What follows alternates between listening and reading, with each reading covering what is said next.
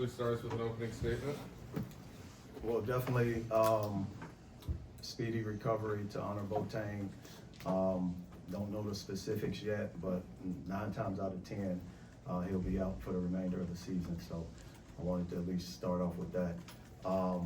As our guys continue to prepare, I thought we did a great job of executing a game plan. These guys to my left and right, I obviously tweaked the starting lineup, and Trent Pierce had an amazing start. As I predicted, I mean, he had a great practice, so that's what kind of went on to that decision, especially when it comes down to the last half of our year. Being able to allow the first 9 games of him to be able to get in shape, game shape. I thought he took a jump tonight, just showing his value out there on the court and the confidence that he has on both ends. T.O. Barrett, tremendous job. Knocked down 8 for 8 free throws, 16 points, 8 rebounds. I thought he had an amazing game, without a doubt. So, again, a tough game against the SEC opponent. Bye week coming up. Hopefully we can heal from our knick-knack injuries. I had to pull Sean just because of his ankle. He sprained his ankle one play, so I just sat him the remainder of the game. Questions? For any of you guys, when Honor goes down and it was that dramatic, I mean, does it take a few minutes to kind of regain your bearings, and that kind of slow you down at all? I don't think it slowed us down. I know me personally, it kind of messed with me a little bit mentally.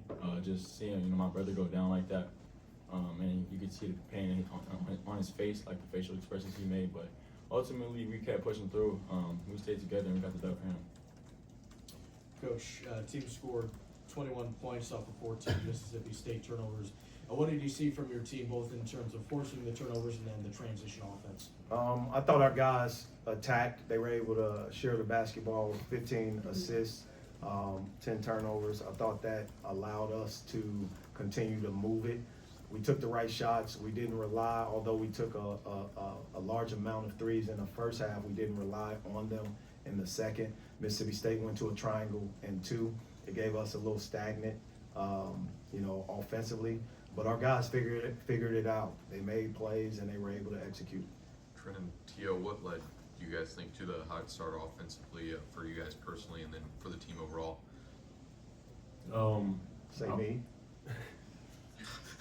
Say. I had some shots. Okay, all right. But I mean, that's the TO and some other teammates who found me while I was open. Ultimately, I feel like just in practice, we've been working on just our transition and our offensive stuff, our offensive execution, and we were able to do that in the first couple minutes. Yeah, I would say the same thing. We just played with a pretty fast pace. At the start of the game, we wanted to get going, and we kind of opened shots. I think our team knows, again, I didn't make the decision until the players found out, you found out that last time, and once we were warming up that he was going to start. I made the decision, and the guys, they know it's not about who's starting, it's about being able to impact the game with the minutes you have. And tonight, Trent impacted the game from the very beginning, and his teammates responded. What I love about this team is they allow me to make the decisions, and they trust me to make the decisions. They trust me to be able to put them in certain spots, and they're as tough as they get, man, and that's what I love most about them. They go out and compete, give their very best regardless of the circumstance. Nothing's gonna be perfect, but our guys' effort is very, very close to it each and every night. Trent and T.O., the process, the work at the line remains the same, but today to see more of those attempts go through, how satisfying is it? How much of a payoff is it to see that, given how much you put into that part of your craft, obviously?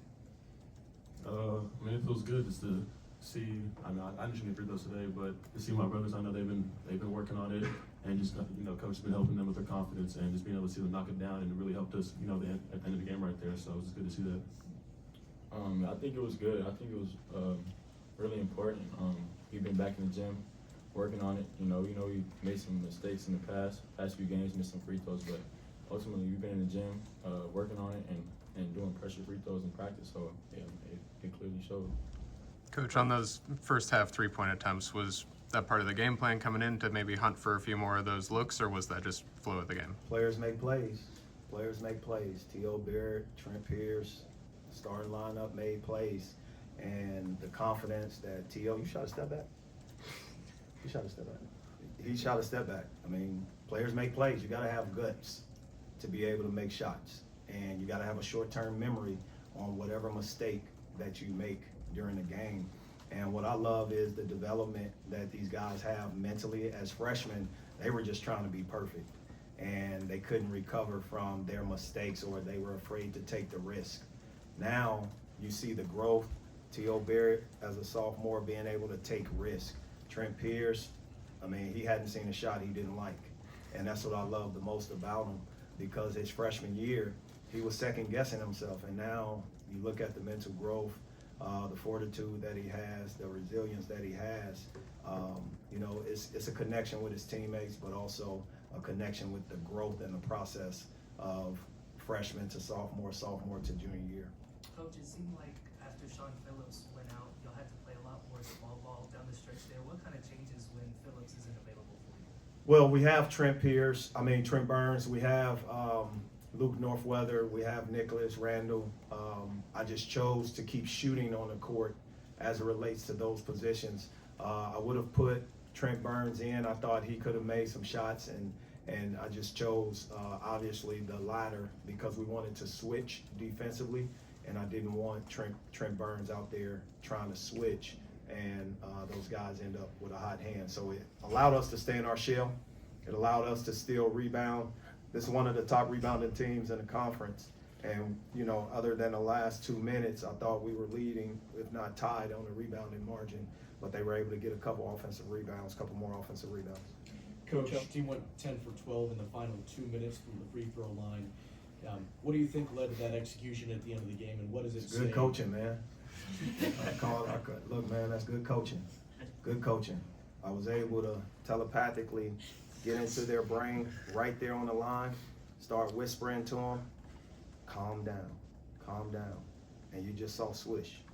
So the coaching, I'll take that. Coach, elsewhere in the backcourt today, Anthony Robinson giving you 23 quality minutes off of the bench. How would you characterize his performance? Well, he played well. He played confident. I think from a mental standpoint, you know, it's tough for players to have wide open shots and then you think it's going in, but it doesn't. Like I told him, keep shooting it. Keep shooting it. If I'm not mad at you, you shouldn't be mad.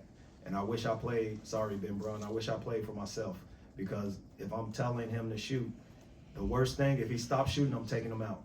And Trent Pierce knows that too, because Trent Pierce was on the other side. If there's a shot that I thought Trent should take and he didn't, he might as well just start walking over to the sideline. Now I don't have to worry about it. So Ant Robinson's the same way.